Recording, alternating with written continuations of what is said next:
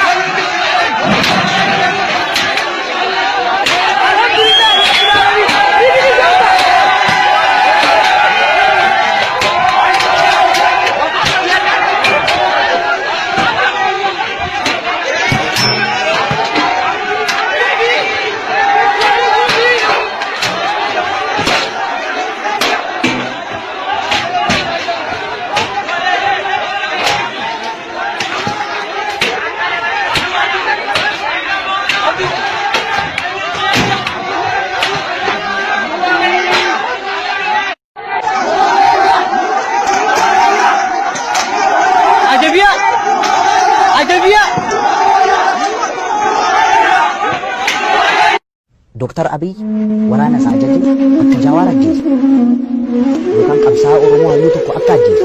نفطنيا هلتن بيارك الجيش أبي أحمد كراسي رنجرو دوغون غرغون أما سنين رنجر إني أورمو لا harkisa iba Oromotiin xuraawun qabu Oromoon irratti ukaasu arguu irra caal du'a wayyaanidha warri obbaafate warri du'e kun obbaafate warri dhume warra jiru lubbuudhaan jiru warra kan Oromummaa keessa jibbisiisa namummaan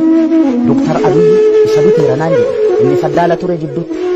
anummata kiyyaaf qaali beekta garuu immoo mootummaan Dr. Abiy bilchiginnaani gadi ba'anii Hacaaluu binnee ture ajunnanti akkasii waliin qabu akka inni afaan hin dubbanne kana goone irra jedhanii gadaa baanee haa dubbatan ololli kun eessaa kaate jetta warruma qaama mootummaa keessaa baate okay maal kaayoon sun ka mormu keessa sitti ka biyya bulchuu keessa sitti halkana sirriitti qubatan jetta carraa qabeessas waan an ta'eef malee nan nyaatama ture Hacaalu Oromoo saatama ture ambiisoon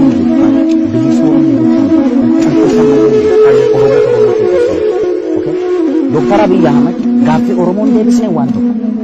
saayikooloojii Oromoon eegne waan tokko miidhama Oromoo irratti hundaa'ee fedhii dantaa Oromoo eegsisuu waan tokko inni Oromoo waan tokko Waldaa Odibsaan bara hooggansa isaa adda bilisummaa uummata Oromoo waggaa 10 fi 15 keessatti lolee lolchiisee Finfinneen geenyee waan tokko hooggansa adda bilisummaa Oromoo 4 kiiloon seennee waan tokko Waldaa Odibsaan nama qabsoo Oromoo keessatti miirii isaa fixeen garuu Firee Maashoo Gidee jedhanii figiree gochuu waan bira gadi ba'ee an Oromoo miti yoo jedhe okay inni Oromoo miti namni jedhu sun inni Oromoo ta'uusaa maaliin nu ibsa ulfitti wareegame daa'imni waggaa 10 snaayipariidhaan mataan irraa faca'ee waan an gammachuu qabu sitti fakkaata Oromoon du'aa jira inumaayyuu waa tokko sitti bara wayyaaneen jirtu sana Oromoon du'u kun dhageettii qaba ture amma dhageettiin qabu beekta maaliif seete nutu wal ajjeesaa jira siyaasa keessatti naan jedhan diinni dhaabbataa fi firri dhaabbataa hin jiruu naan jedhan Dr. Abiy sirrii dhaareen jedheen attam jennaan isa nafxanyaa faana isa hamannu kuniin jedheen nafxanyaa waliin ta'ee dantaa Oromoo kana nafxanyaaf dabarsee kennuu fi nafxanyaa waliin hojjeta hayyoota Oromoo ofirraa dhiibaa jira nafxanyaa ofitti qabaa jira inni jedhamu kun nafxanyaan diina Oromooti kaleessas diina Oromooti har'allee diina Oromooti gara fuulduraattis diina Oromooti akka wallaalummaa yaada Hacaaluu Hundeessaa Jawaar Mahammad kana wallaalee Amni amma aangorra jiru kun akka wayyaanee faana ture kana wallaalee jidduu isaaniitti walii galtee dhabameen uummanni fi ijoolleen daggala keessa gaafa ishee dhoksitamtee reeffa ishee gurguratta ijoolleen asii bobbaafamtee deemtu kunis maqaa seera kabachiisuudhaan Oromoo jarri walilleen booji'an beekta namni kamu saba kamiyyuu keessaa dhufee aangoo qabatu kana booda akka inni aangorra turus kan godhu Oromoo akka inni aangorra turus kan gochuu danda'u Oromoo Dr. Abiy abaarsa nafxanyaa fayyadamu gaaffii deebi'ee hin jiru jettaan beekta fuulduratti hin deebisuun deebisan hin beelu waan gaaffiin Oromoo faan guddaan turre biyyattii kana keessatti waan maxinoo waan Oromoo urgoofu yoo godhe qullaa sirbiti baatee bara nafxanyaa miidiyaa ishee fi effeemni jiru hundi Birbirsa gooroo kanatti namni kun maqaa qaba siidaa dabaleen kun namicha bira qaqqabe fakkaata waa maatii haa qabateedha faddasaa miccee maaloo jedhee bareechee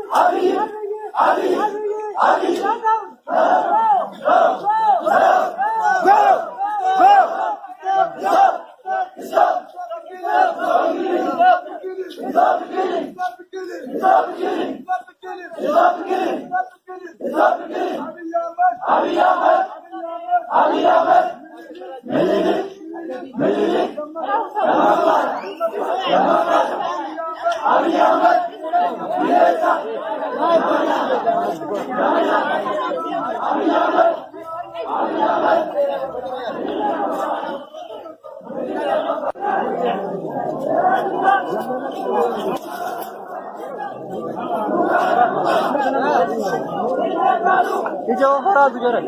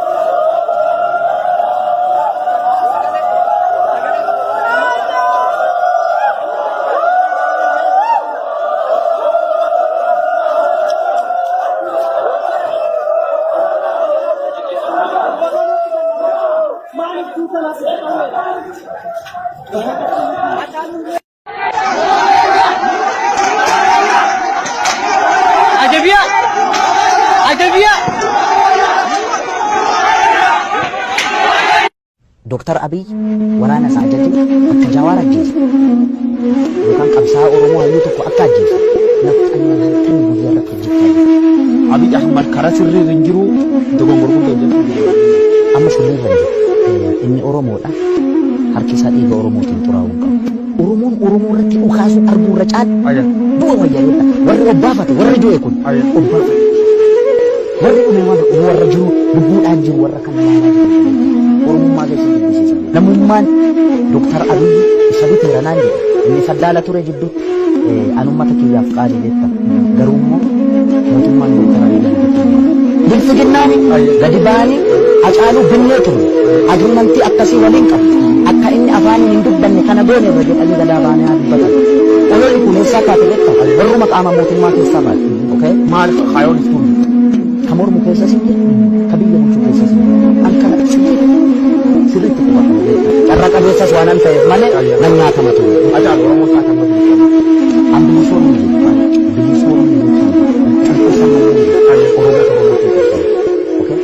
Dr. Abiy Ahmad gaaffii Oromoon deebisne waan tokko saayikooloojii Oromoon eegne waan tokko miidhama Oromoo irratti hundaa'ee fedhiif dantaa Oromoo eegsisuu waan tokko inni Oromoo nuti waan tokko Yaaldaa'uu Dibsaan bara hooggansa isaa adda bilisummaa uummata Oromoo waggaa 10 fi 15 keessatti lolee lolchiisee Finfinneen geenyee waan tokko gansa adda bilisummaa Oromoo 4 kiiloon seennee waan tokko Yaaldaa'uu Dibsaan nama qabsoo Oromoo keessatti umurii isaa fixeen garuu firee maashoo bidee jedhanii tigiree gochuu waan bira gadi ba'ee an Oromoo miti yoo jedhe okay inni Oromoo miti namni jedhu sun inni Oromoo ta'uu isaa maaliin nu ibsa ulfitti wareegame daa'imni waggaa 10 la snaayipariidhaan mataan irraa faca'ee waan gammachuu qabu sitti fakkaata Oromoon du'aa jira inumaayyuu waa tokko sitti bara wayyaaneen jirtu sana Oromoon du'u kun dhageettii qaba ture amma dhageettiin qabu beekta maaliif seete nuti wal ajjeesaa jira siyaasa keessatti naan jedhan diinni dhaabbataa fi firri dhaabbataa hin jiruu naan jedhan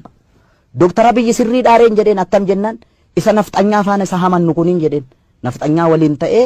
dantaa Oromoo kana nafxanyaaf dabarsee kennuu fi nafxanyaa waliin hojjeta hayyoota Oromoo ofirraa dhiibaa jira nafxanyaa ofitti qabaa jira inni jedhamu kun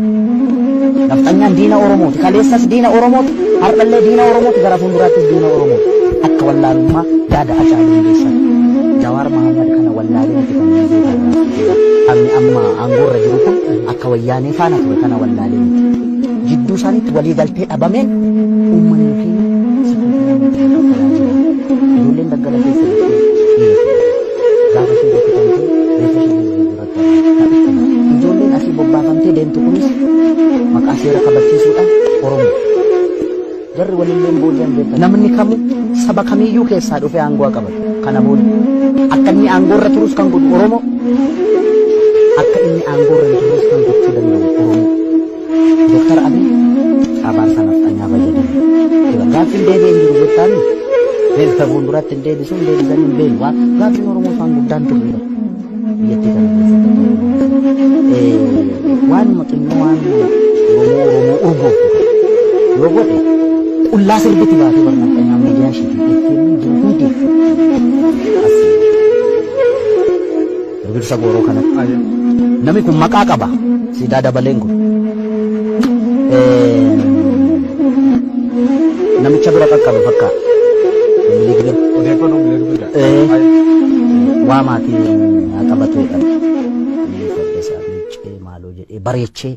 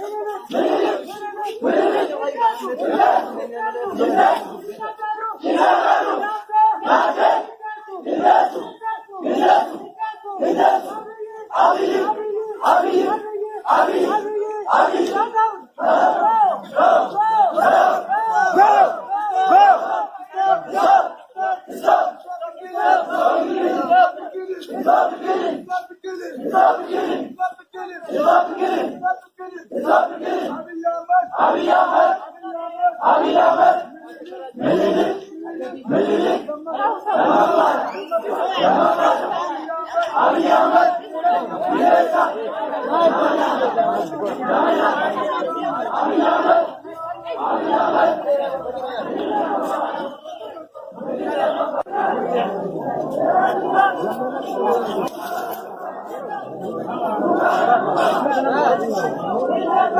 Hijau hara bicara.